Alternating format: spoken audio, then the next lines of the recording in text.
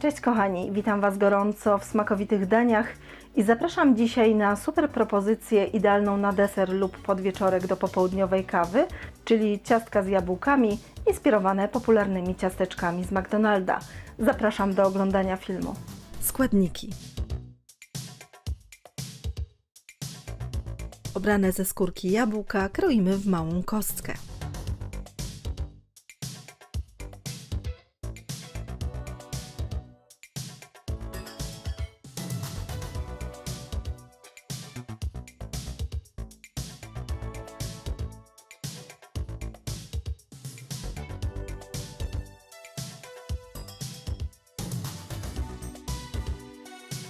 Pokrojone jabłka skrapiamy sokiem z cytryny. Owoce przekładamy do garnka.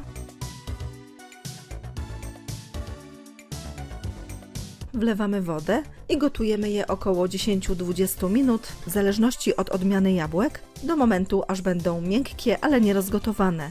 Często mieszamy, po czym zdejmujemy z ognia. Następnie do jabłek wsypujemy galaretkę i wszystko starannie razem łączymy.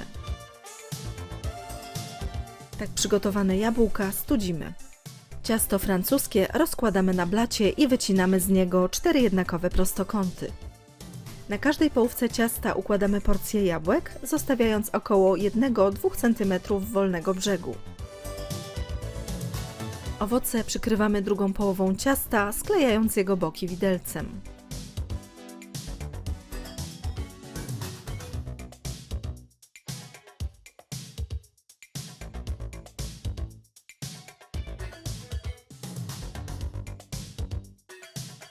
Tak przygotowane ciastka smażymy na głębokim oleju po minucie z każdej strony.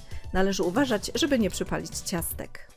Usmażone ciastka wyjmujemy z garnka i odsączamy z nadmiaru tłuszczu na papierowym ręczniku. Po więcej pysznych przepisów zapraszam na mój kanał Smakowite Dania oraz na stronę smakowitedania.com.